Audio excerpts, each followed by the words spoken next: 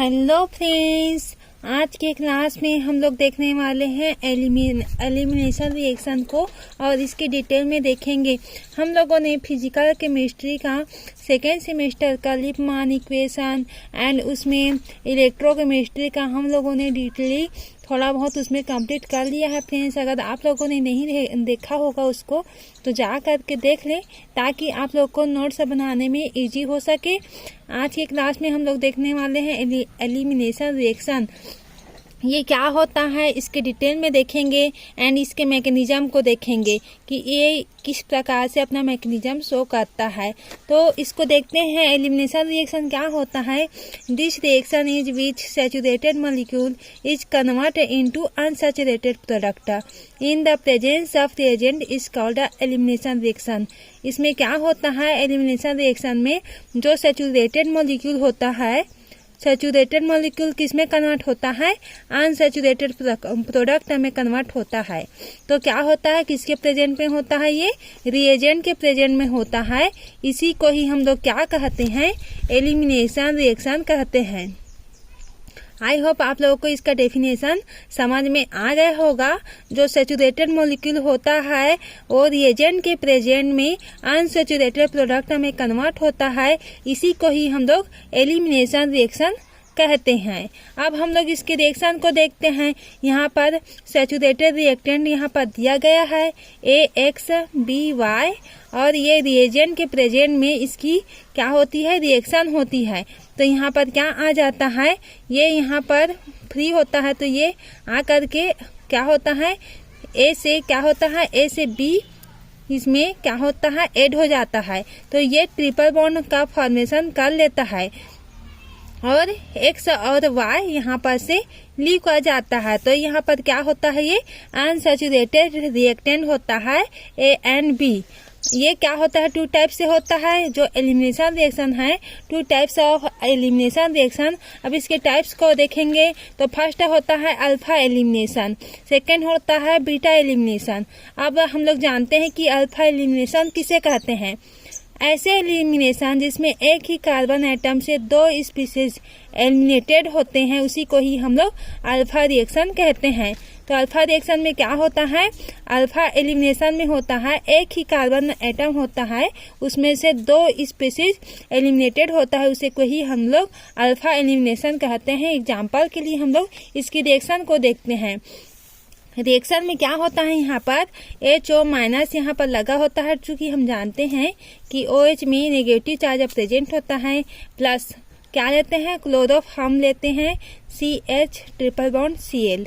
तो ये triple bond 3Cl यहाँ पर प्रेजेंट होता है क्लोरोफॉर्म में और यहाँ पर वाटर का मॉलिक्यूल यहाँ पर से एलिमिनेट हो जाता है।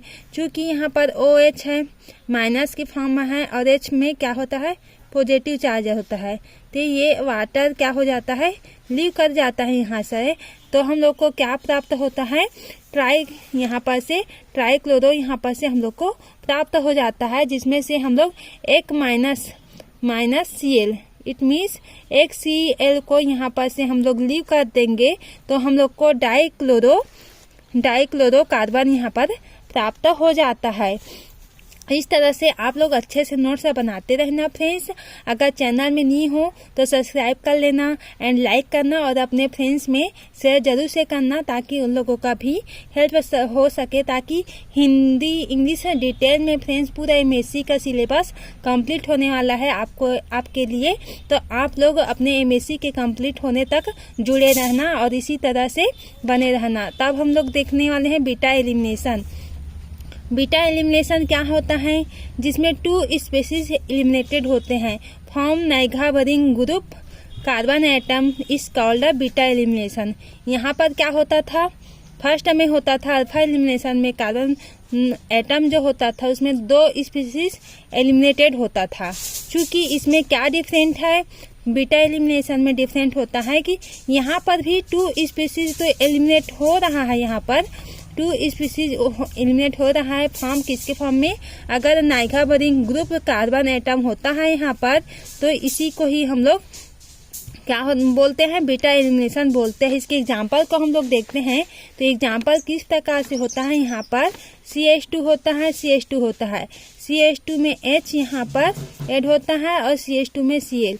ये किसके प्रेजेंट में होता है? एल्कोहलिक KOH के प्रेजेंट में होता है। तो यहाँ पर क्या होता है? CH2 जो होता है, CH2 होता है, यहाँ पर से डबल बॉन्ड, यहाँ पर से एक बॉन्ड, यहाँ पर से एक बॉन्ड, यहाँ पर से ये कनेक्ट हो जाता है।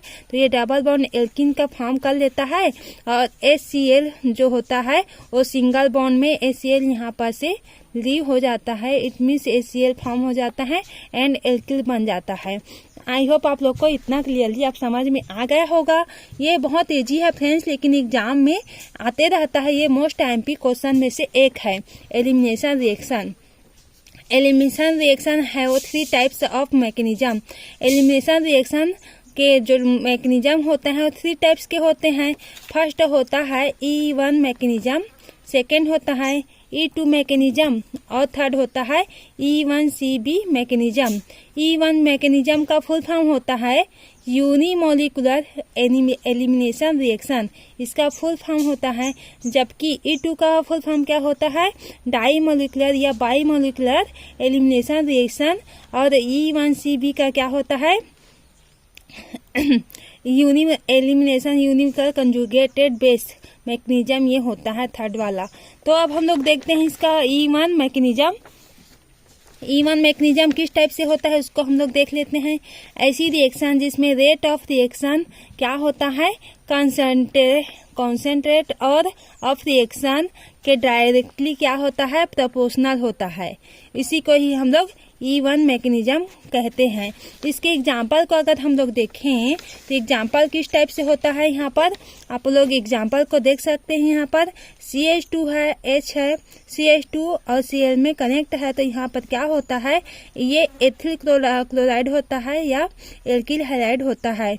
तो ये क्या होता है? Cl यहाँ पर से एलिमिनेट कर जाता है, ली हो जाता है किसके प्रेजेंट में? एल्कोहलिक KOH के प्रेजेंट में। तो यहाँ पर का एक बॉन्ड यहाँ पर से यहाँ पर का बॉन्ड फ्री हो जाता है। तो क्या होता है? CH2 ये एल्किन का फॉर्म कर लेता है। ये क्या होता है? एल्किन होता है और HCl का फॉर्म यहाँ पर से कर लेता है। यहाँ पर से HCl यहाँ पर से आ गया तो यहाँ पर से सेम प्रोसेस होता है बीटा एलिमिनेशन एंड यहाँ पर E1 मैकेनिज्म का। तो आई होप इतना आप लोग को क्लियरली समझ में आ गया होगा। अब हम लोग देखने वाले हैं इसके आगे के प्रोसेस को हम लोग देखेंगे। इसके मैकेनिज्म किस टाइप से होता है उसको देखेंगे। तो अब हम लोग फ्रेंड्स मैकेनिज्म के इसके देखने वाले हैं। तो क्या होता है? हम लोग किसके मैकेनिज्म को देख रहे हैं? E1 के। ठीक है, तो मैकेनिज्म आप लोग मेरे साथ साथ नोट्स बनाते रहना ताकि आप लोग के लिए आगे पढ़ने में हेल्प हो सके। मैकेनिज्म, तो दिस रिएक्शन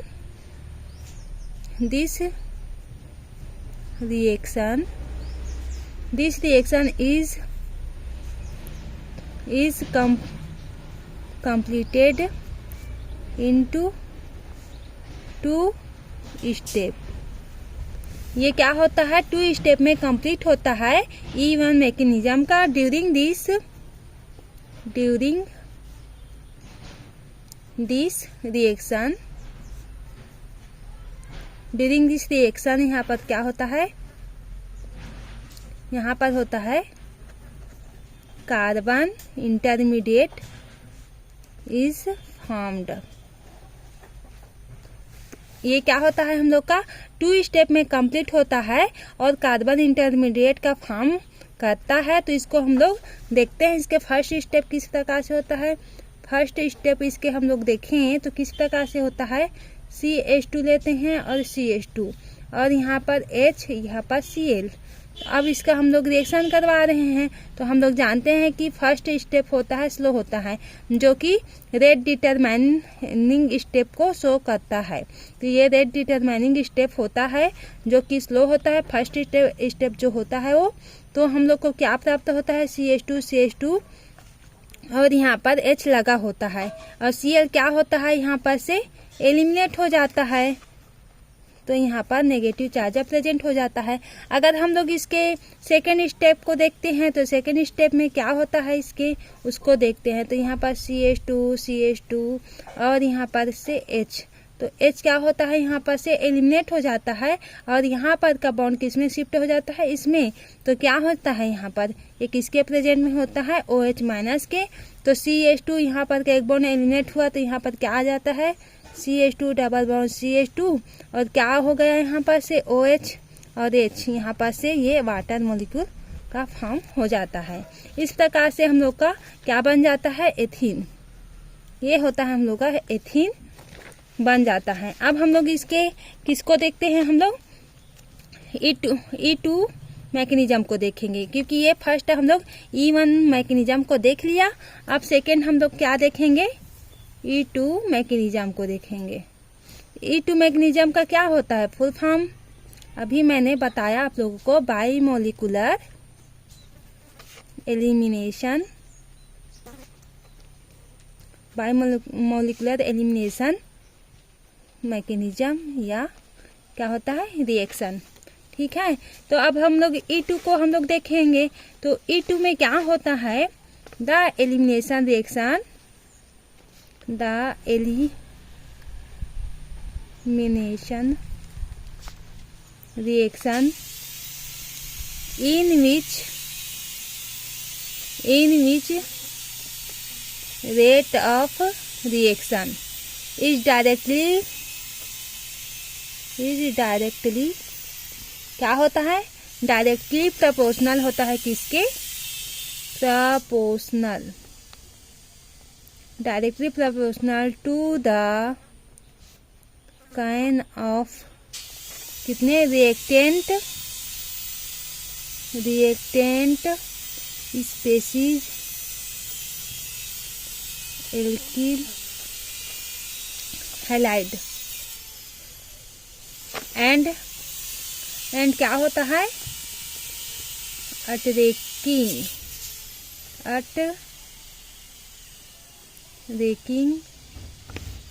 अट्रैकिंग यहाँ पर आ रहा है, attacking nucleophile both is called, क्या होता है, both is called E2 mechanism. I hope आप लोग को इतना क्लियरली समझ में आ गया होगा। E2 मैकेनिज्म में क्या होता है, यह क्या होता है, बाईमोलिकुलर मैकेनिज्म होता है। और जैसे कि हम लोग इसको सेकेंड स्टेप में कंप्लीट कर लिए हैं E1 मैकेनिज्म को, जबकि ये कितने स्टेप में कंप्लीट होता है, फर्स्ट स्टेप में ही कंप्लीट हो जाता है। और ये किसके directly proportional, rate of reaction जो होता है वो डायरेक्टली प्रोपोर्शनल होता है, किसके, रिएक्टेंट स्पीसीज के और एल्किल हैलाइड के। और अट्रैकिंग होता है यहाँ पर, अटैक होता है यहाँ पर न्यूक्लियोफाइल, बर्थ इज कॉल्ड, इसी को ही हम लोग E2 मैकेनिज्म कहते हैं। इसके हम लोग अगर रिएक्शन को देखेंगे तो रिएक्शन हम लोग फर्स्ट मैं आप लोग को बता ही चुकी हूँ कि यह कितने स्टेप में कंप्लीट होता है, ओनली 1 स्टेप में। तो यहाँ पर हम लोग इसकी रिएक्शन को देख लेते हैं। यहाँ पर ये रिएक्शन हो रहा है, सिंगल बॉन्ड है ये, और यहाँ पर क्या है, H लगा होता है और इसमें भी H लगा होता है। तो यहाँ पर क्या होता है, यहाँ पर होता है OH माइनस, यहाँ पर होता है। तो क्या होता है यहाँ पर फिर से एल्किन का फॉर्म होता है, फिर से ये C डबल बॉन्ड C यहाँ पर से लग जाता है, ये क्या फॉर्म कर लेता है, एल्किन। और यहाँ 2 क्या कर लेता है, 2 में फॉर्म कर लेता है, यहाँ पर ये एल्किन में फॉर्म हो जाता है। और एल्किन में फॉर्म होने के बाद इसके आगे का प्रोसेस ये क्या होता है, हम लोग का एल्किल हैलाइड होता है, एल्किल हैलाइड होता है ये, और ये हम लोग का एल्किन होता है। तो इसके हम लोग देखें, इसके डेफिनेशन के हिसाब से इसको हम लोग क्या करते हैं, जमाते हैं। तो रेट ऑफ रिएक्शन किसके होता है, देखते हैं। रेट ऑफ रिएक्शन जो होता है डायरेक्टली प्रोपोर्शनल होता है रिएक्टेंट स्पीसीज। इसमें रिएक्टेंट स्पीसीज क्या होता है, एल्किल हैलाइड होता है, तो उसको हम लिख लेते हैं। एल्किल हैलाइड जो होता है रिएक्टेंट है यहाँ पर CHH, जो कि ये फर्स्ट को शो करता है। और ये क्या होता है, एल्किल हैलाइड को यहाँ पर से हम लोग देखें तो यहाँ पर OH, यहाँ पर एक और होता है OH, इसके क्या होता है, ये डायरेक्टली प्रोपोर्शनल होता है, जो रेट होता है वो तो इसी को ही हम लोग एलिमिनेशन रिएक्शन कहते हैं। अब इसके मैकेनिज्म को हम लोग देखेंगे। ये तो रिएक्शन हो गया फर्स्ट। अब इसके मैकेनिज्म को देखेंगे तो मैकेनिज्म किस प्रकार से होता है इसको देखते हैं। This reaction is completed is single step. मैंने आप लोग को फर्स्ट में ही बता चुकी थी कि जो रिएक्शन होता है वो फर्स्ट स्टेप में कंप्लीट होता है। और ड्यूरिंग दिस रिएक्शन क्या होता है, मैकेनिज्म आप लोग इसका फुल लिख लेना। मैकेनिज्म ट्रांजिशन स्टेट इज क्या कहता है, फॉर्म। यहाँ पर ट्रांजिशन स्टेट का फॉर्म होता है किसमें, सेकेंड वाले जो रिएक्शन होता है इसमें। ये तो फर्स्ट स्टेप में कंप्लीट हो जाएगा सिंगल स्टेप में, जबकि इसमें ट्रांजिशन स्टेट का फॉर्म होता है। तो इसके मैकेनिज्म कब हम लोग देख रहे हैं तो इसमें ट्रांजिशन, जबकि यहाँ पर क्या हुआ था, हम लोग यहाँ पर देखे थे E1 मैकेनिज्म में देखे थे, तो यहाँ पर हम लोगों को कोई भी ट्रांजिशन स्टेट का फॉर्म नहीं होते हुए दिखाई देता है। जबकि हम लोग के जो E2 मैकेनिज्म होता है उसमें क्या होता है, ट्रांजिशन स्टेट का फॉर्म होते हुए दिखाई देगा। तो अब इसके मैकेनिज्म को हम लोग देखते हैं। OH माइनस यहाँ पर लगा होता है और CH ये एल्किल हैलाइड को ले लेते हैं जो कि यहाँ पर आप लोग को दिया गया है। एल्किल हैलाइड यहाँ पर ले लेते हैं तो यहाँ पर क्या होता है, ये X है, एल्किल हैलाइड ले हैं तो यहाँ पर ये X है, ठीक है। तो क्या होता है, यहाँ पर रिएक्शन करवाते हैं यहाँ पर अगर होता है तो क्या होता है, यहाँ पर H यहाँ पर, और यहाँ पर transition state, it means transition state मैं आप लोग को बता रही हूँ यहाँ पर कैसे होता है। एक तो बॉन्ड बनते दिखाई देता है, एक तो बॉन्ड क्लीवेज होते दिखाई देता है। इसी को ही हम लोग ट्रांजिशन स्टेट बोलते हैं, जिसमें क्या होता है, एक तो रिएक्टेंट जो होता है इसमें बॉन्ड ब्रेक होते दिखाई देता है एंड बॉन्ड बनते हुए दिखाई देगा।